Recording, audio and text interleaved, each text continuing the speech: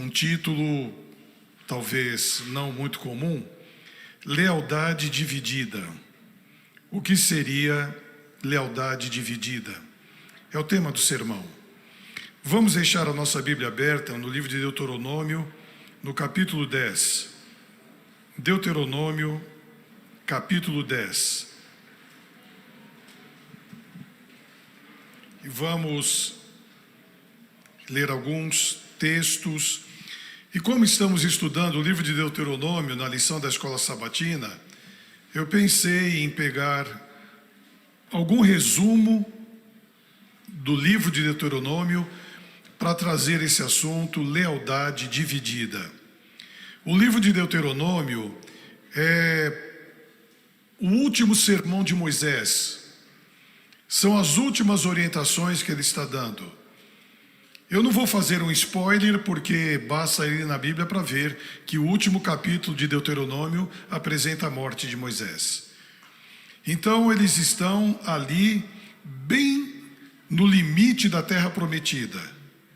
Estão já chegando à terra prometida, que em um caminhar no passo de crianças, de mais idosos e animais, demoraria aproximadamente 3 meses do Egito até o limite da terra prometida. E ali eles estavam. E Moisés então faz um discurso extraordinário, relembrando tudo o que havia acontecido. E ele fala da aliança que Deus havia feito com o povo. Ele relembra de quem eles eram herdeiros, de Abraão. Quando Deus fez aquela aliança com Abraão e disse: de ti sairá a semente. E Abraão, olhe para o céu, conte as estrelas, vê se você consegue contar 3.000, 5.000, e não conseguiu contar mais, não dá para contar. E o Senhor disse: a sua descendência vai ser como as estrelas do céu. Mas o povo vai ficar cativo no Egito. Normalmente, quando a aliança era quebrada, a aliança é um contrato, é um pacto entre Deus e o povo durante todas as épocas, todos os tempos.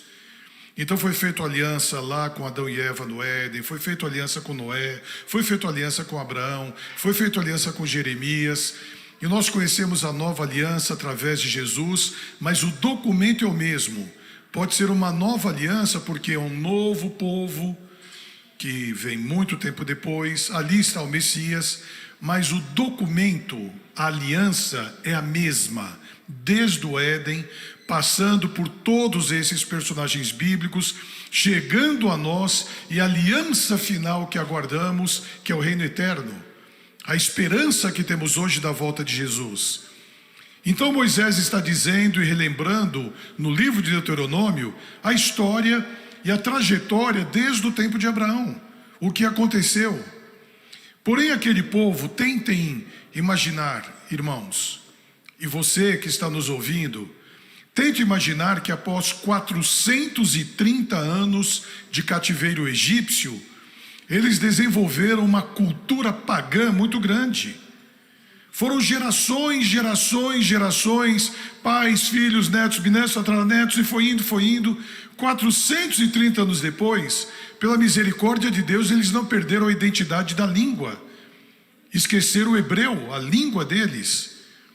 Porém, aquelas gerações todas que vieram em um país, em uma nação, os egípcios, que adoravam tudo, totalmente pagãos, desde animais até estátuas, eles eram adoradores de vários ídolos. O povo que estava ali como escravo no Egito aprendeu aquela cultura.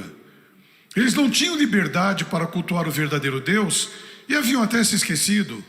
É esse o motivo pelo qual a Bíblia diz que Deus tirou aquele povo do Egito com mão forte. Caso contrário, eles não sairiam. E mesmo após tendo saído, enfrentando as vicissitudes, os problemas, as dificuldades no deserto, alguns falavam: queremos voltar para o Egito, temos saudades daquelas panelas de carne, nós estamos comendo maná aqui todo dia. milagre diário, milagre que nós vemos hoje e questionamos da mesma forma. Como aquele deserto, e eu estive naquele deserto, quando você vai do Egito até Israel, é um deserto muito intenso. Não há árvores, não há lugares de sombra, e Deus coloca uma nuvem que tem uma extensão de quilômetros. Porque aquele povo que saiu do Egito, quando nós contamos na Bíblia, 600 mil homens, fora mulheres e crianças, nós concluímos que eram um pouco menos de 2 milhões de pessoas. Tente imaginar 2 milhões de pessoas espalhados num deserto, a extensão que não tem aquilo, são quilômetros. E Deus coloca sobre eles uma nuvem, para que durante o dia eles não fossem esturricados pelo sol e todos morressem de insolação. Mas à noite as temperaturas no deserto, em alguns lugares do ano, no inverno, baixam as temperaturas abaixo de zero. Tanto que no Sinai, que é uma cordilheira, o Monte Sinai não é uma montanha, é uma cordilheira de montanhas. Na parte mais alta neva. O frio é tão intenso que cai neve naquela região. Então, se durante o dia a pessoa pode morrer de insolação, à noite pode morrer de frio. E Deus coloca aquela nuvem agora como um aquecedor, uma tocha que não somente aquecia, mas iluminava. E de onde eles vão tirar comida? Não tem comida no deserto. Então caiu o maná. Ninguém morreria de fome. Não tem água no deserto, mas Deus fazia aparecer a água. Então Moisés está relembrando tudo isso no livro de Deuteronômio. E ele está dizendo: nós já chegamos no limite. Olhem o que aconteceu. E quando chega nessa parte da história que escolhi esse tema, lealdade dividida, no livro de Deuteronômio capítulo 10, nós vamos ler aqui 2 versículos, mas antes da leitura da Bíblia, vamos pedir a bênção de Deus através de uma oração, para que possamos compreender devidamente esse assunto. Vamos orar. Querido e bom Deus, muito obrigado pela bênção desse lindo sábado. Em lugares diferentes do Brasil, de outras partes do mundo, o teu povo está te adorando. E que bênção maravilhosa nos encontrarmos e já na primeira vez nos identificarmos como irmãos, porque somos da mesma família, a família em Jesus. E que o poder do Espírito Santo que Jesus rogou para os discípulos e disse: eu vou para o céu, mas mandarei para vós o Consolador, que está agora em nosso meio, o Espírito Santo, aqui continue. E durante esse culto, para o entendimento da Tua Palavra, e quando sairmos, para o direcionamento de nossa vida. Perdoe os nossos pecados, nos dê a Tua bênção, em nome e por amor de Jesus. Amém. Em Deuteronômio, no capítulo 10, versículos 12 e 13, Moisés está dando uma exortação dizendo: agora, pois, ó Israel, que é que o Senhor teu Deus pede de ti, senão que temas o Senhor teu Deus, que andes em todos os seus caminhos, e o ames, e sirvas ao Senhor teu Deus com todo o teu coração, com toda a tua alma, para guardares os mandamentos do Senhor e os seus estatutos que hoje te ordeno para o teu bem. E quando ele dá essas orientações, hoje, esse é um assunto que não é para amanhã, é para hoje. Então hoje eu estou orientando para que você ame a Deus, relembre o que aconteceu. E quando nós falamos do povo judeu, nós não podemos esquecer que nós vivemos em um país de cultura judaica cristã. Por que judaica? Porque todos os patriarcas eram judeus. Abraão, Isaac, Jacó. Quando os profetas estavam fazendo o seu ministério, eram judeus. Jesus era judeu. Os apóstolos eram judeus. Paulo era judeu. E do judaísmo, através do Messias e Jesus, foi apresentado para o mundo o cristianismo. Então a nossa origem é judaica cristã. E quando falamos do povo judeu, nós pensamos a respeito do que eles fizeram de errado. Mas quanta coisa foi feita de uma forma correta. Quantos homens inspirados por Deus que são, após milênios, exemplos para nós. Se pegarmos desde lá de trás, Enoque, Elias, Noé, Abraão, Isaac, Jacó, Davi, Salomão, Isaías, Jeremias, Ezequiel, Daniel, Oséias, Amós, Obadias, todos eles como profetas de Deus, que exemplos maravilhosos deixaram para nós.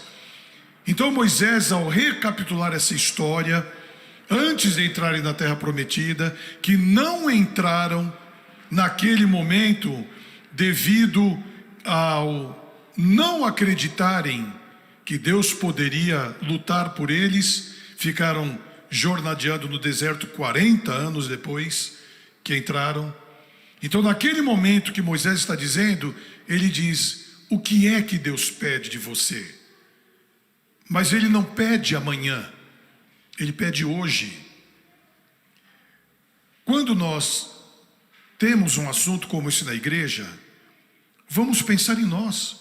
Pense no seu casamento, no seu lar, nos seus filhos, na sua família.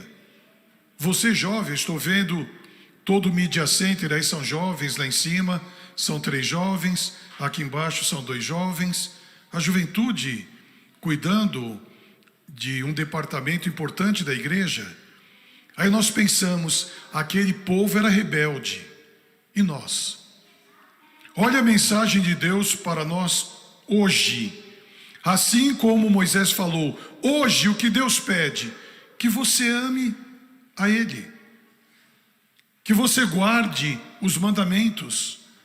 Que você siga a lei que Ele deu. Se não houvesse lei, não haveria transgressão. Como eu posso saber que indo daqui para o Rio de Janeiro, pegando a Via Dutra, eu não posso passar a velocidade de 110? E a gente é da 140, 150, 160, sei lá que velocidade. Se não existissem os radares e não existisse lei, nós não saberíamos o limite de velocidade. Como eu saberia que eu não posso entrar aqui na casa do meu vizinho, aqui ao lado, e ir naquela árvore, naquela jabuticabeira, e encher uma bacia pequena de jabuticabas? Como eu sei que eu não posso fazer isso? Porque existe uma lei dizendo que aquela propriedade é dele. Se não tivesse lei, eu entraria e pegaria. Então a lei me mostra o conhecimento do que eu devo fazer. E quando Deus diz: sigam as leis, os estatutos, junto com leis, vê os adendos. Sigam as leis e os estatutos, porque Deus pretendia que aquela nação fosse a mais importante do mundo. E Deus disse: nenhuma nação há que tenha essas orientações. Não existe nenhuma nação. Então, se vocês guardarem devidamente as leis, os estatutos, os mandamentos, vocês serão o maior povo da terra. E mesmo com essa história toda que nós conhecemos, vejam quem é Israel hoje, ou quem são os habitantes de Israel. Um país pequeno, 5, 7 milhões de habitantes. Quantos prêmios Nobel não saíram daquele pequeno país? Quantas culturas extraordinárias vieram? Há um aplicativo que eu estava usando agora, o Waze, que vem da palavra em inglês way, que é caminho. Quem inventou o Waze foram 3 judeus. A cultura nas ciências, na medicina, um país pequeno. E Deus disse: eu quero que vocês sejam a maior nação do mundo, mas guardem os estatutos e os mandamentos. E ele diz algo que é importantíssimo, eu vou mencionar no versículo 16. Eu quero que você circuncide o coração. A circuncisão que eu quero de você é do coração. Que você tenha o seu coração transformado por um processo de circuncisão. E quando eu vou para Romanos capítulo 2, versículo... Vamos primeiro aqui para o livro de Deuteronômio 30, versículo 6. No mesmo capítulo 30, versículo 6 é uma repetição. E o Senhor teu Deus circundará o teu coração e o coração da tua semente para amares ao Senhor teu Deus. Eu estou lendo Deuteronômio 30, 6. Eu vou repetir: o Senhor teu Deus circundará o teu coração e o coração da tua semente para amares ao Senhor teu Deus com todo o coração, com toda a alma, para que vivas. Israel, eu não quero uma lealdade dividida.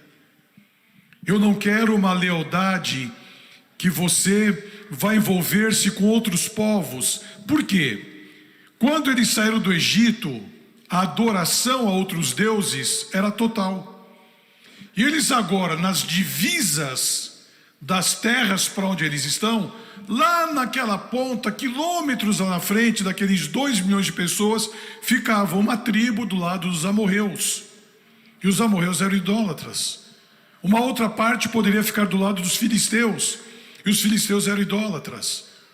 E quando eles ouviam, de acordo com a Bíblia, a música, a adoração e a forma sensual com que se envolviam aqueles adoradores, lembrando que Ellen White, inspirada por Deus, falou que o pecado dos últimos dias, em sua forma mais abrangente, estaria ligado ao sexo. Olha o que nós vemos em nossa sociedade hoje sobre a ideologia de sexo, sobre as aberturas que existem de uma forma escrachada, totalmente alheia essa ideologia ao plano de uma família centrada entre o homem e uma mulher e os seus filhos. E quando eles se envolviam ouvindo aquela música, aquelas mulheres lindas, havia um envolvimento não somente carnal, mas eles ficaram envolvidos também na idolatria. E a idolatria requeria, em algumas instâncias, que bebês fossem sacrificados. Tenta imaginar o que Acás fez. Acás queimou pelo menos 2, porque fala que ele passou a seus filhos pelo fogo, adoração a Moloque, no vale do filho de Inom, ali do lado de fora de Jerusalém.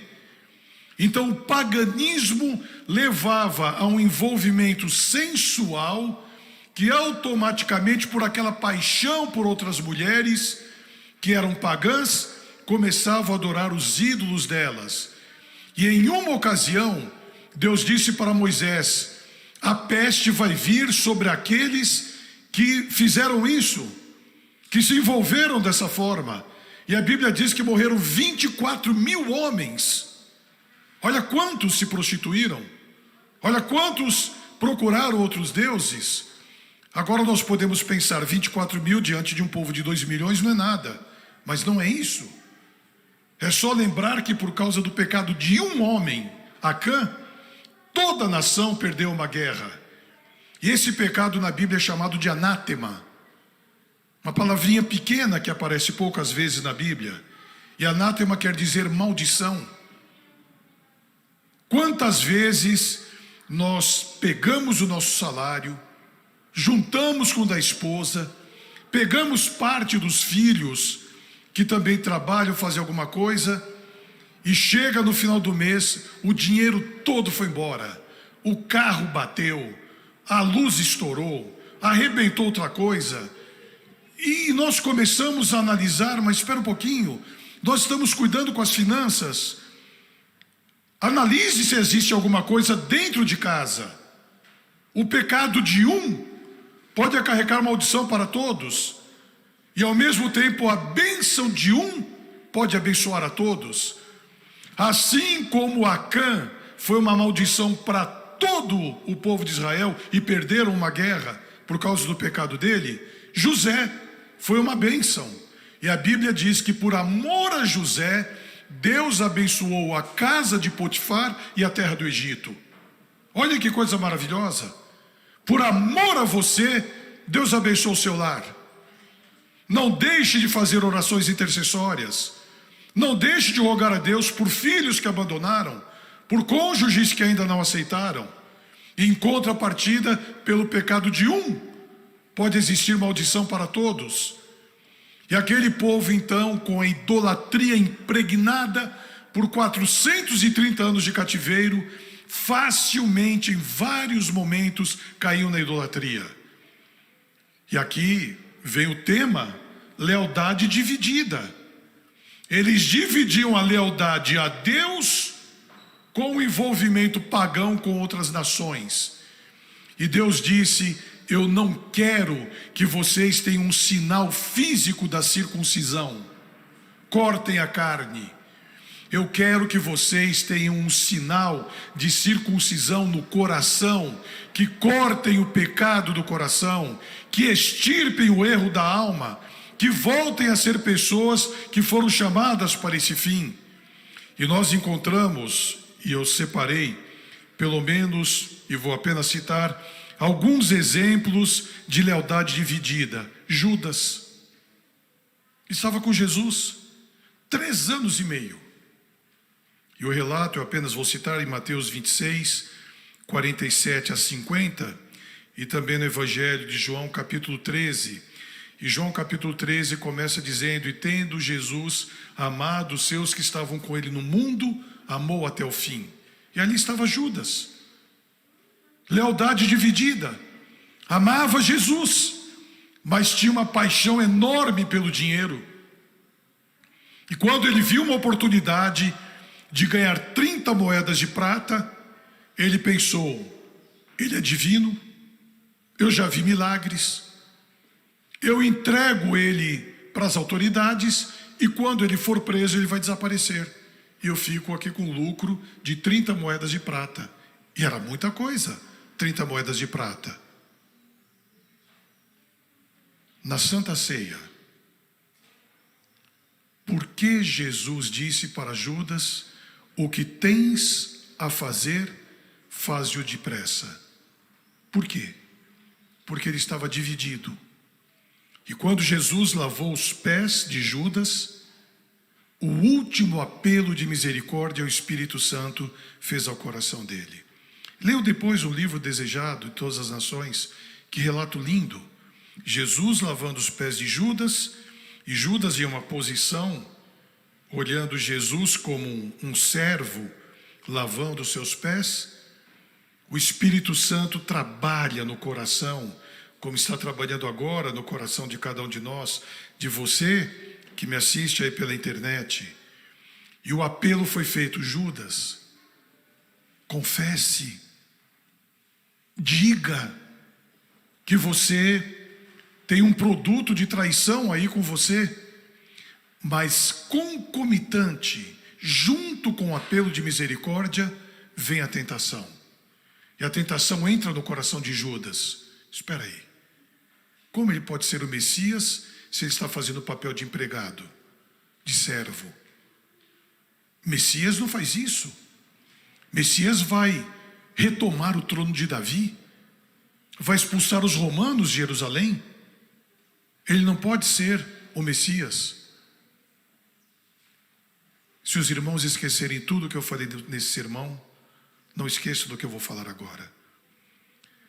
Satanás tem tentações personalizadas. E a minha esposa estava comentando certo dia comigo: a sua tentação não é a minha. A tentação dos jovens que estão aqui agora na igreja, há vários anos atrás, quando eu era pastor no Tatuapé, havia muitos adolescentes, eu chamava de geração testosterona. Tudo com cabelinho arrepiado. Naquela época, uns 10 anos atrás, usavam um gel, tudo com cabelinho arrepiado. E eu falava para eles: é uma geração testosterona. Não pode nem ver perna de mesa que já fica excitado. Por quê? porque o homem excita-se visualmente. Posso falar isso de púlpito ou não? Posso ou não? Foi Jesus quem disse, não fui eu. Se está na Bíblia, eu posso falar. Foi Jesus que falou: o homem que olhar para uma mulher com olhar impuro já adulterou com ela. Não foi Jesus que falou isso? Não fui eu. Olhar, excitação visual, que é pertinente a nós homens. Tentações personalizadas. Cuide com a pornografia. Cuide com a visualização que traz uma tentação de algo melhor do que a sua esposa, do que o futuro que você tem com a sua namorada. Há um livro intitulado O Mito da Grama Mais Verde. Ah, Senhor, olha aqui a grama como está ralinha aqui do meu lado, magrinha, tudo sequinha. Ou do outro lado da cerca, tudo verde, que beleza. Deixa eu dar um pulinho lá do outro lado da cerca. Olha a grama como está bonita. O livro diz o mito da grama mais verde. Satanás faz tentações personalizadas para você que é mulher, para você que é homem, para você que é adolescente, para você que é jovem. Ele não lê o nosso pensamento. Não tem o poder da divindade, da onisciência.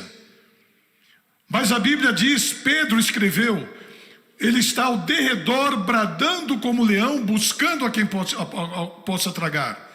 Ele está em volta. Você e eu estamos circundados dos anjos de Deus. É o círculo da influência benéfica do Espírito Santo de Deus. Estamos circundados por esse poder. Em volta está Satanás olhando. E quando nós caímos em tentação, e quando nós deliberadamente dizemos para os anjos: não quero você aqui do meu lado, eu quero agora curtir a minha vida, eu quero agora fazer o que agrada os meus olhos, o que traz prazer para o meu corpo. Os anjos se afastam. E Satanás está observando qual é o seu fraco, qual é o meu fraco. Para alguns é mentira. Para outros é roubar alguma coisa. Para outros é trair. Para outros é agressão. Cada um de nós temos uma tentação. E quando nós caímos, é exatamente porque deixamos que aquele apelo de misericórdia do Espírito Santo em nossa mente se perca. Como agora, todos nós estamos recebendo o apelo do Espírito Santo agora, porque estamos na igreja e viemos deliberadamente. Mas vamos sair, e as luzes vão brilhar hoje à noite, no sábado à noite, onde as maiores tentações ocorrem. Quando estamos sozinhos, quando os outros estão dormindo, e quando o apelo a Judas foi feito, e ele cedeu à tentação de Satanás, ele saiu do cenáculo, uma sala grande, onde Jesus estava dando a primeira Santa Ceia. Era noite, fez-se noite no coração dele. Ele fechou a porta do cenáculo atrás dele, e a porta da graça naquele momento fechou. E a maior prova é que o arrependimento dele levou ao suicídio. E não como Pedro, o mesmo arrependimento por traição, porque Pedro também traiu Jesus, levou à conversão. Olhem a lealdade dividida de Judas. Estava com Jesus, amava Jesus, mas amava o dinheiro mais do que ele.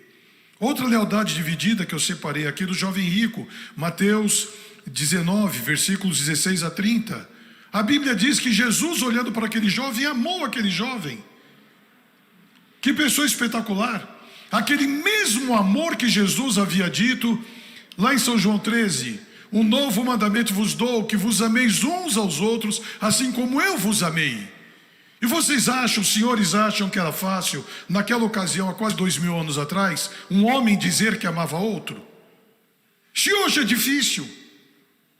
Se eu chego para um amigo e disse que eu amo ele, o amor que vão entender é outro. Agora imagine há 2000 anos atrás, Jesus dizer: eu amo vocês, então vocês devem amar uns aos outros. E aquilo quebrou o coração de João, de filho de trovão, impulsivo, agressivo, violento, tornou-se o discípulo do amor. Filhinhos, ele escrevendo em suas epístolas. E quando Jesus vê o jovem rico e um diálogo entre os dois existe, e a Bíblia diz que Jesus amou aquele jovem pela pureza dele. Senhor, eu guardo todos esses mandamentos desde que eu era criança. Eu honro meu pai, eu honro a minha mãe, eu guardo o sábado, eu não roubo, eu não minto. E Jesus disse: é verdade, uma coisa te falta. Querida igreja, amigos, se Jesus aparecesse agora para mim e dissesse: Jonas, uma coisa te falta, eu ficaria muito feliz. Quantas coisas me faltam? Quantas coisas? E para aquele jovem era uma: lealdade dividida. Ele amava a Deus, ele reconheceu Jesus como Messias, mas ele tinha um amor muito maior à riqueza dele. Era uma pessoa rica. E quem não quer ser rico? Há algum problema em ser rico? Não, não há nenhum problema em ser rico. O problema era o que ele estava passando: amar a riqueza acima do amor a Deus. Deus ama os ricos, Deus ama os pobres, Deus ama todas as raças. Agora nós podemos não ter dinheiro e amar o aparelho de televisão. Podemos não ter dinheiro e amar aquele objeto que eu tenho. Não está especificamente ligado a muito ou a pouco, mas no caso dele era rico. E Jesus, sabendo o futuro, como aconteceu quando no ano 30, Jerusalém foi cercada e foi invadida pelo general romano Tito, aquele jovem não somente perdeu toda a riqueza, mas perdeu a vida dele. E Jesus estava dizendo: vende o que você tem, dá aos pobres, me siga, faça como outros discípulos fizeram. Nicodemos, um príncipe, um senador, ele procurou Jesus. E quando Jesus morreu, Nicodemos dedicou toda a fortuna que ele tinha em prol da pregação daquele novo evangelho que surgia. Tornou-se pobre dos bens dessa terra, mas rico dos bens celestiais. E Nicodemos está com lealdade dividida. Um outro que eu anotei que tem a lealdade dividida, esse mesmo povo, depois de 40 anos, quando entraram na terra prometida, quando Josué já havia conquistado as cidades todas, e Josué estava para morrer, o povo já havia entrado na terra prometida. Em Josué, no capítulo 24, versículo 15, escolhei hoje a quem vocês vão servir. Por que Josué disse escolhei hoje? Porque a lealdade deles estava dividida. Por que escolher? Porque havia divisão na mente, no coração. Escolhei hoje a quem vocês vão servir. Olha quanta coisa havia acontecido. Moisés já havia morrido há muito tempo. Esse relato de Deuteronômio havia passado há mais de 45 anos atrás. Já estavam na terra prometida. E o povo começa novamente a voltar à idolatria. Vocês vão servir aos ídolos que serviram vossos pais, que estavam lá do outro lado do Jordão? Ele pergunta aqui no capítulo 24. Vocês vão servir os outros ídolos? Escolham hoje. Mas uma coisa eu vou falar para vocês, o que é maravilhoso, o que ele disse: eu e a minha casa serviremos ao Senhor. Olha que bênção de Deus. Ele não tinha lealdade dividida, ele sabia o que ele tinha que fazer. E eu escolhi agora e vou ler Lucas 18:8, que é para nós que vivemos hoje. Lucas capítulo 18, versículo 8, última parte.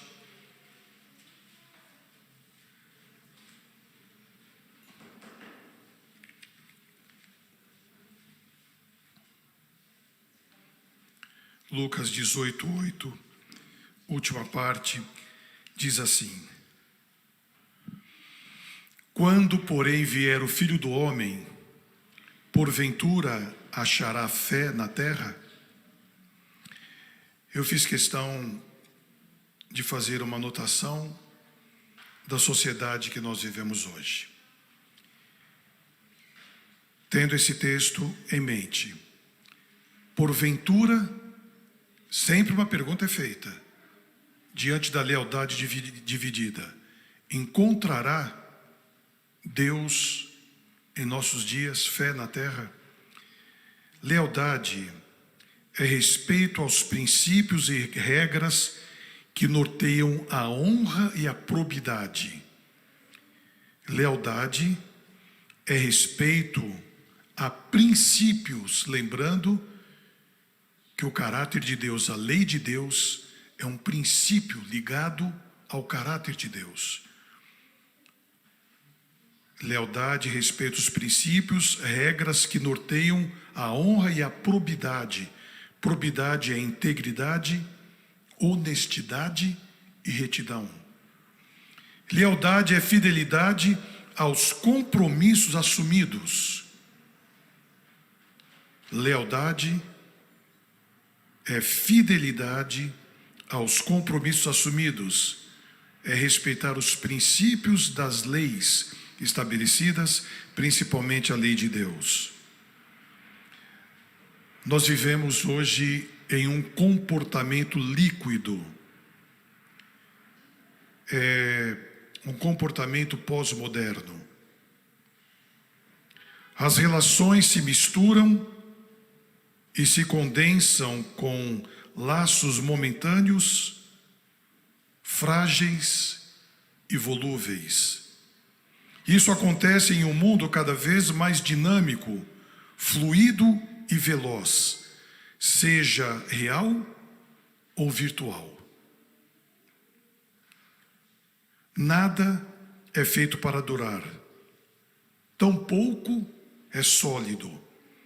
Os relacionamentos escorregam das mãos por entre os dedos, feito água. Pessoas estão sendo tratadas como bens de consumo, ou seja, caso haja defeito, essas pessoas são descartadas e até mesmo trocadas. Porventura, em uma sociedade líquida como essa, existe lealdade? E quando eu trago a lealdade dividida para os nossos dias, onde os nossos relacionamentos, os relacionamentos que nós vemos em todas as instâncias, não há lealdade. Não vou entrar no mérito. Olha a política. Olha a política. Há lealdade? Olha os relacionamentos comerciais, institucionais. Há lealdade? Vejam os casamentos. Que luta todos precisamos ter para mantermos os casamentos.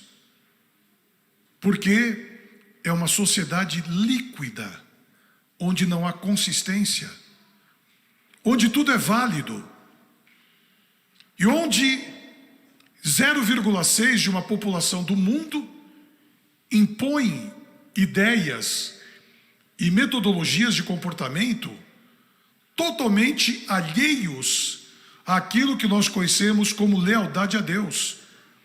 E aqui entra uma lealdade dividida, porque os seus filhos, que estão me ouvindo agora aqui na igreja, pequenos como são, em várias escolas, eles já podem e são praticamente induzidos a optar se o gênero que eles têm, masculino ou feminino, é aquele que eles querem.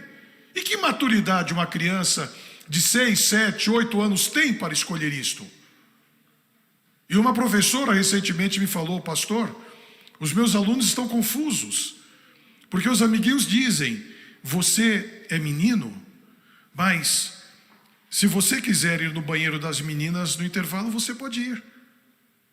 E você é menina, se você quiser ir no banheiro dos meninos, você pode ir.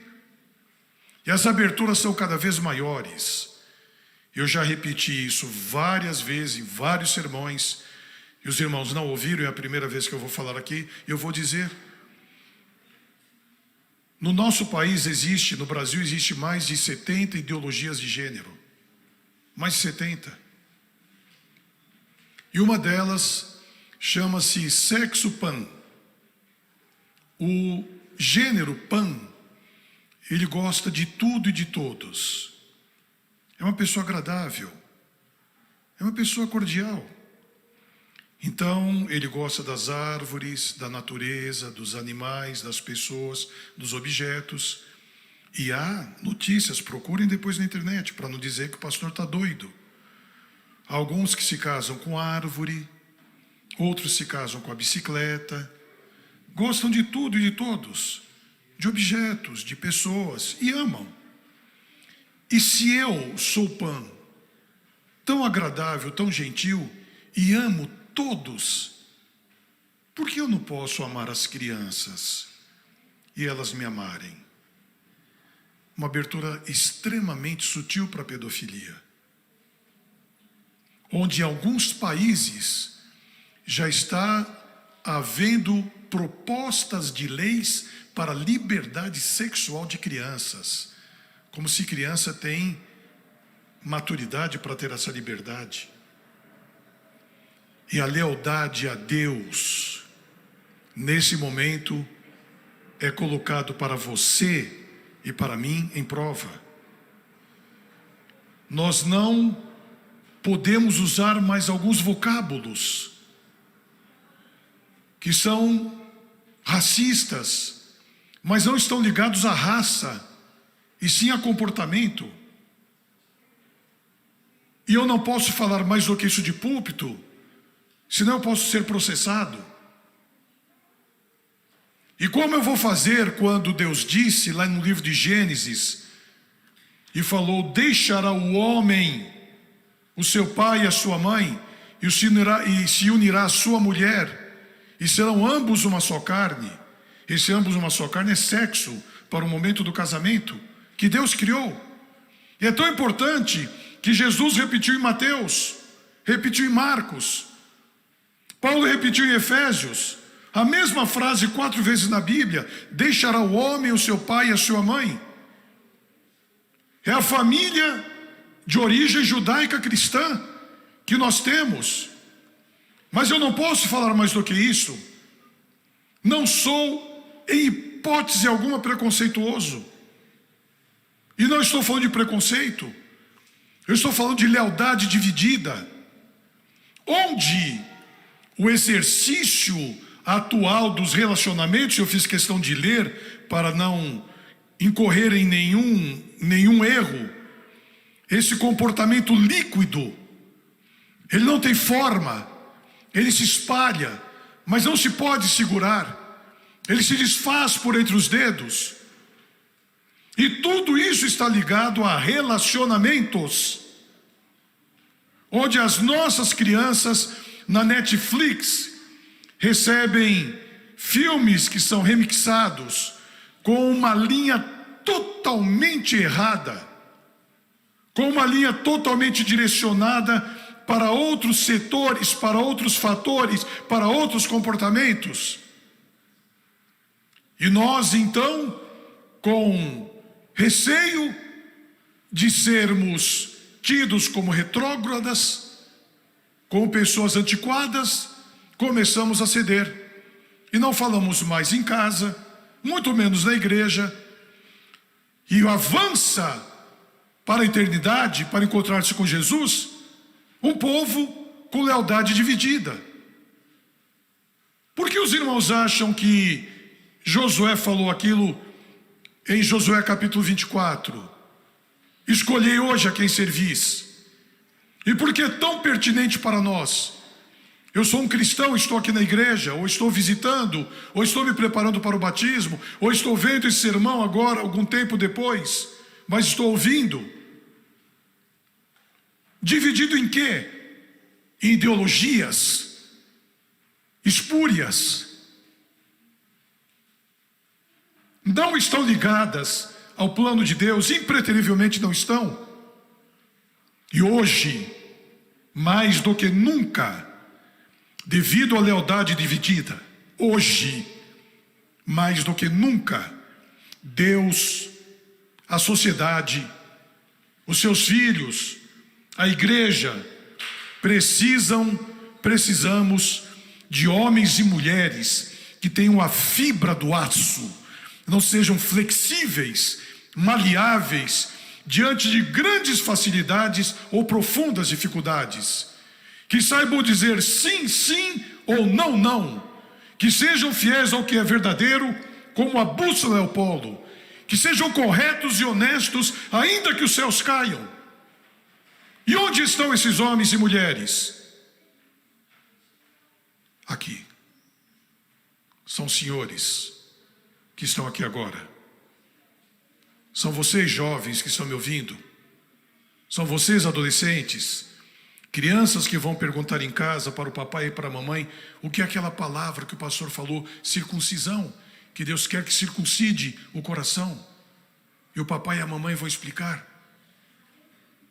E essa estrutura de lealdade dividida deve ser totalmente repudiada e apagada do nosso comportamento, quando ao dizermos sim, sim, é verdadeiro, ou não, não, não é verdadeiro, não vamos ver e continuar vendo essas mentiras que a mídia nos apresenta diante de todos os setores, desde a família, a religião, a política, envolvendo o esporte, tudo está dúbio.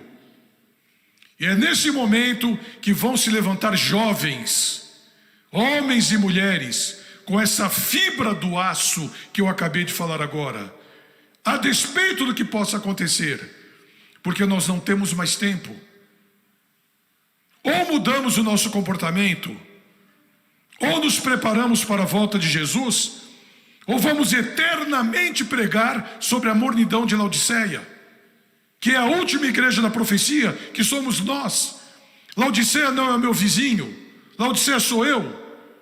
E a mensagem de Apocalipse capítulo 3 é: porque você não é quente e não é frio, és morno. O que é quente? Consagrado. O que é frio? Apostatado. O que é morto? Morno. É isso. É a dubiedade da lealdade dividida. Estou a ponto de vomitar-te da minha boca. E qual é o conselho? Para sair? De acordo com Apocalipse 18, caiu a grande Babilônia, sai dela, povo meu. Qual é a mensagem para a Laodiceia?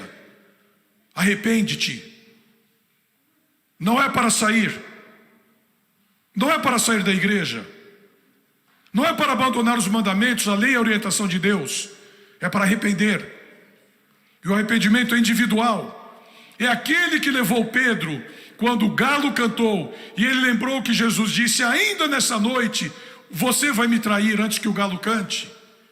E quando Pedro ouviu aquele despertador, a angústia, a tristeza foi tão grande que ele voltou lá para o Getsemane, aonde há poucas horas atrás o Senhor Jesus havia dito: ore comigo 1 hora para que você não caia em tentação.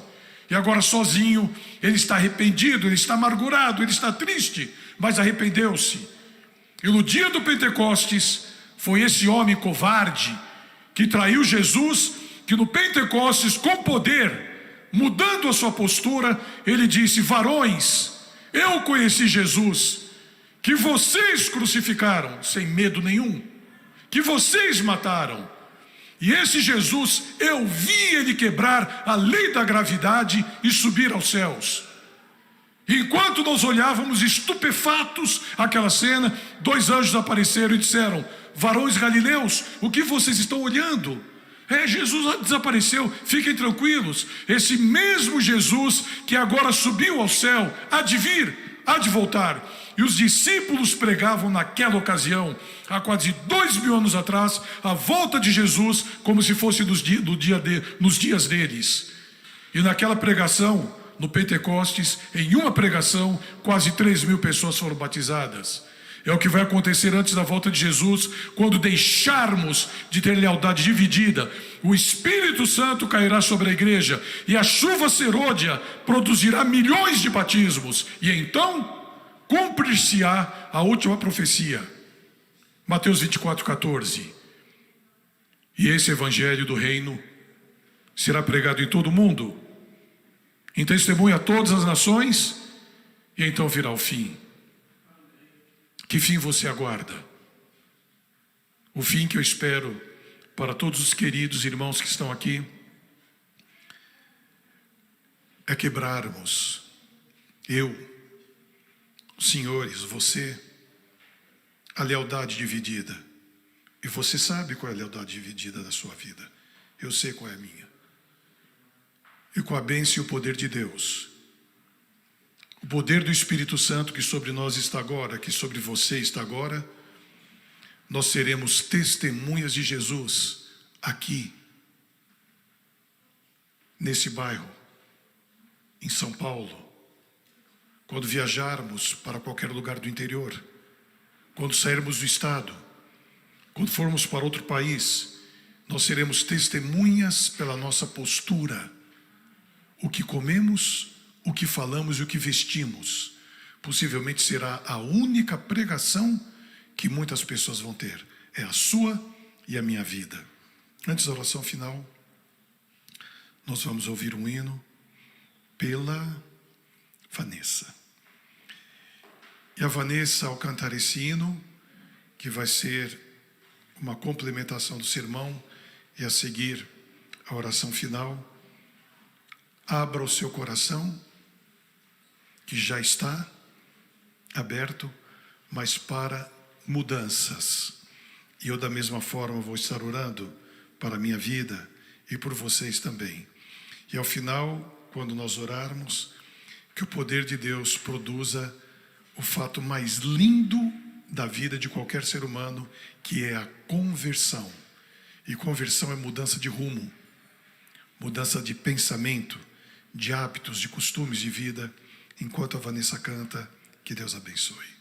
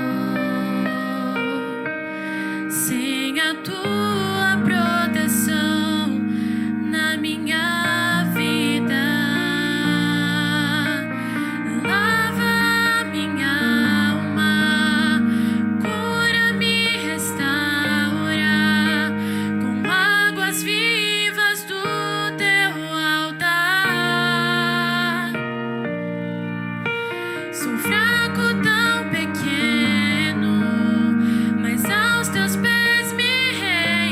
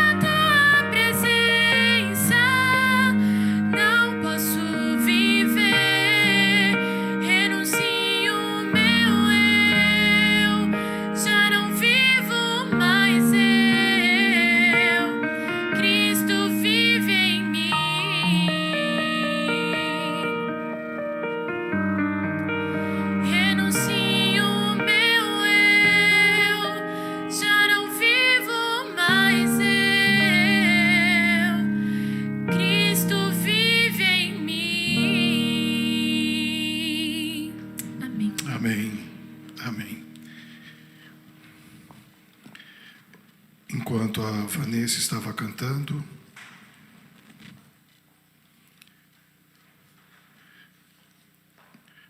veio à minha mente de onde foi tirado esse hino que ela cantou.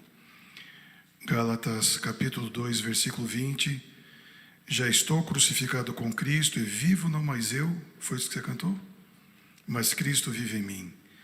E a vida que agora vivo na carne, vivo na fé do Filho de Deus que me amou e assim mesmo se entregou por mim. Espírito Santo, estou aqui, não vivo mais eu, mas Cristo vive em mim. Eu estou vivendo o meu 40º ano de ministério. Estou jubilado há 6 anos. Cada fim de semana Deus me dá a bênção de estar pregando em algum lugar. Eu não me recordo de ter vindo aqui nessa igreja nos meus 40 anos de ministério. Acho que eu nunca vim. É a primeira vez. Eu não sei qual é a probabilidade de eu voltar aqui. Talvez é pequena, não sei. E como eu não sei quando eu vou voltar, e nem se eu vou voltar, eu não quero perder a oportunidade de orar com alguns grupos especiais que estão aqui e que eu não conheço.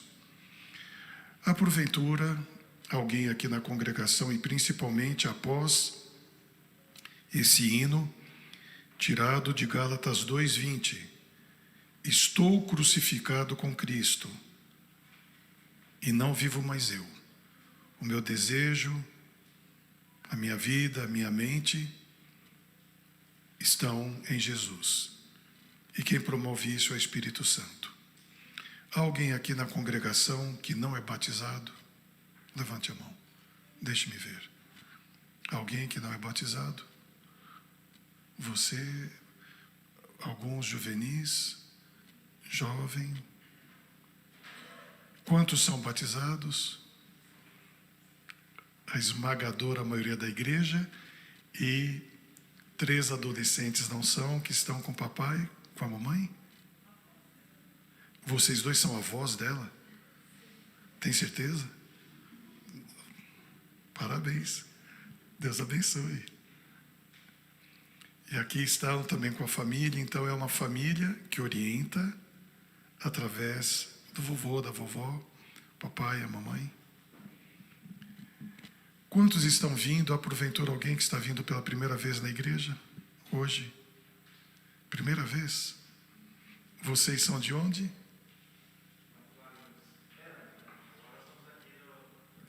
Eram de onde?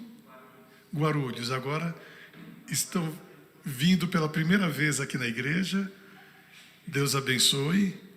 E já trazendo a carta de transferência para cá. Vão vir para cá? Amém. Deus abençoe. Família linda. Deus abençoe. Eu quero... Não posso perder a oportunidade. Eu trabalhei com jovens durante a minha vida toda e ainda trabalho. Eu quero orar com você que é jovem, com um grupo especial de jovens. E quantos aqui são jovens? Levantem a mão. A igreja toda levantou a mão. Quem está, deixa eu pegar juvenis, adolescentes, entre 15 e 25 anos. Um grupo, rapaziada toda aí do Media Center. Jovens, vocês que levantaram a mão agora, venham aqui à frente. Eu quero orar com vocês. Fiquem aqui à minha direita. Pode descer aí do som. Vocês não vão precisar usar ele. Fique aqui à minha direita. Pode vir com essa faixa etária que eu falei. Fiquem aqui à minha direita. E eu vou dizer a vocês por que eu estou chamando vocês aqui. Pode subir ali. Pode subir. Quantos jovens, Deus abençoe. É a primeira igreja que eu vejo mais rapazes do que moças. Parabéns. Mas não tem mais nenhum jovem, todos jovens estão aqui. Posso orar? Quantos estão fazendo faculdade? A barra é pesada lá, né? Posso orar por vocês para que Deus dê a integridade e a verdade de vocês serem leais a Jesus? Posso orar por isso? Olha que vai chegar hoje à noite, hein? Vai chegar sábado à noite. A barra é pesada sábado à noite. Sabe por que eu estou falando isso para vocês? Não é para expor vocês, não. É porque eu creio no poder de Deus para a felicidade da vida de vocês. Para a escolha profissional que vocês estão fazendo e para um futuro. Eu creio. Eu passei por aí. Eu nasci e me criei aqui em São Paulo. Eu conheço. Posso orar por vocês por isso? Amém. Amém. Os pais desses jovens, quantos pais estão aqui? Desses jovens? Quantos pais? Fique aí do lado do seu filho ou da sua filha. Fique ao lado do seu filho ou da sua filha. Amém. Amém. Deus seja louvado. Uma boa parte da igreja está aqui agora. Olha só que cena mais linda eu estou vendo. Deus seja louvado. Crianças, todas as crianças, olhem para mim agora. Todas as crianças. Venham aqui na frente comigo, aqui do meu lado esquerdo. Todas as crianças venham aqui. Todas as crianças. Lembro daquele hino? Deixai vir a mim os pequeninos. Como que é? Vinde a Jesus. Vinde a... Deixai vir a mim. Pois pequenos é o reino de céu. Os irmãos estão conseguindo entender o que eu pretendo fazer agora? Aqui estão os cordeirinhos do rebanho de Jesus. A coisa mais linda que nós temos na igreja são vocês. Sabiam? Então, se vocês acreditam no que eu estou falando, dá um sorriso para mim. Isso. Mas pela máscara dá para ver os olhos sorrindo. Os papais e as mamães, fiquem do lado dos seus filhinhos aqui. Os papais e as mamães, fiquem aqui. Os papais, as mamães, vovô, vovó, titio, titia. Dividir um pouco.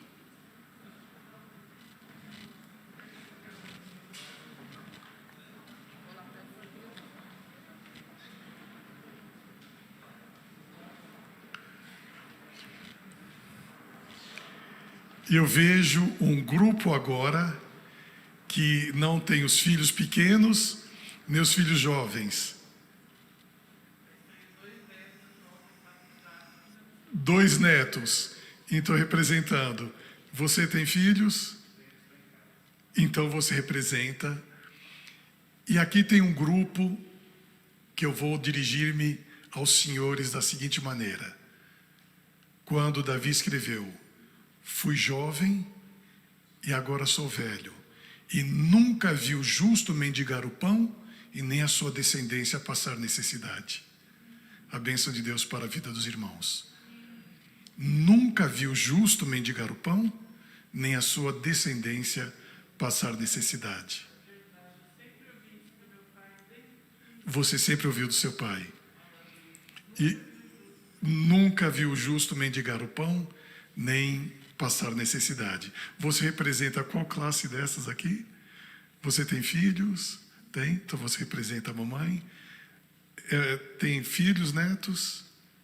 Muitos filhos, muitos netos. Representa muitos filhos. Não sei nem a conta. Não sabe nem a conta. Tantos filhos, tantos netos. A senhora também. Netos e bisnetos. Tem 2 netos aqui. Então todos representam. Você representa os jovens, né? Está tirando foto, mas... Você tem neto? Gente, eu ia dizer que você representa os jovens. Deus abençoe. Deus abençoe. Amigos internautas que estão nos assistindo nesse momento, você que está em casa ou assistindo depois, que é pai, jovem, adolescente, tem crianças, olha a bênção de Deus serem todos representados. Estou contente em ver a Cláudia, que passou por uma Covid brava e está aqui agora recuperada. Deus seja louvado. Os diáconos, jovem, exatamente, do grupo dos Calebes lá do Tucuruvi. Queridos, nós vamos orar agora, após termos ouvido o hino que a Vanessa cantou. Espírito Santo, nós estamos aqui agora. E é o momento, igreja querida, de quebrarmos, é esse o objetivo, a lealdade dividida. Com a bênção de Deus, nós vamos sair daqui pensando sobre questões que talvez nunca havíamos pensado. E eu nem havia também pensado em estender o culto tanto assim. Mas olha o tanto de crianças. Eles estão sendo bombardeados. Cuidem com quem eles veem na internet. O meu netinho, eu tenho netinhos desde meses até uma adolescente de 15 anos. A minha neta mais velha tem 15 anos. E o netinho pequenininho já está com o dedinho assim no celular. Já sabe fazer esse movimento. É uma coisa impressionante. É fora do comum. Tem 1 aninho e já está com o dedinho ali. Orientem. Fiquem juntos. Falem. A Bíblia diz que nós devemos redarguir ou orientar, levantando, comendo, andando pelo caminho. Que Deus abençoe as crianças lindas que estão aqui, cordeirinhos do rebanho de Jesus. Que Deus abençoe essa fase da adolescência e da juventude, escola, faculdade, escolhas. Que Deus abençoe o papai, a mamãe, os vovós, todos que estão aqui. E você que está aí agora. Em algum momento, peço licença para virar-me. No momento da oração, para os que estão aí nos acompanhando, vamos juntos agora orar e abrir o nosso coração e entregar a nossa vida a Deus. Querido e bom Deus, louvado seja o teu santo nome pela bênção desse culto. ao estarmos na igreja, vendo esses irmãos queridos, crianças, adolescentes, juvenis, jovens, adultos, pessoas com mais idade, o nosso coração sente-se aliviado, porque nesse momento, ao pedirmos perdão, Tu nos ouves. Ao suplicarmos a misericórdia, Tu nos atendes. Ao propormos em nossa mente e em nosso coração mudança de vida, mudança de comportamento, Tu nos dás a graça maravilhosa da conversão. Ao sentirmos um desejo de termos uma vida santificada, Tu nos dás a justificação, nos justificas neste momento e logo a seguir vamos ter uma vida santificada ao Teu lado. Que bênção, ó Pai, quebrarmos maldições que existem na vida através de um comportamento dúbio que muitas vezes temos tido. E pela Tua graça e pela Tua misericórdia, queremos agora quebrar esse comportamento. Não queremos ter uma lealdade dividida, queremos ser leais, íntegros, verdadeiros, honestos e corretos, exclusivamente a Deus, a Ti, o nosso Criador, o nosso Salvador. Estamos vendo diante dos nossos olhos as profecias se cumprindo.